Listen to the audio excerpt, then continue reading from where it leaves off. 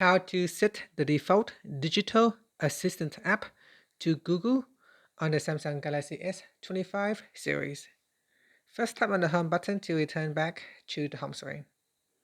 Then on the home screen, swipe down at the top to open up Quick Settings. In here, tap on the settings icon. Next, we then scroll down and then tap on apps.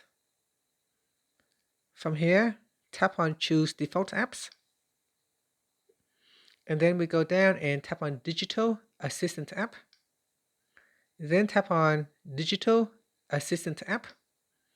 And at the top here, choose Google. And that's it. After that, tap on the back key and then tap on the home button to return back to the home screen. And that's it.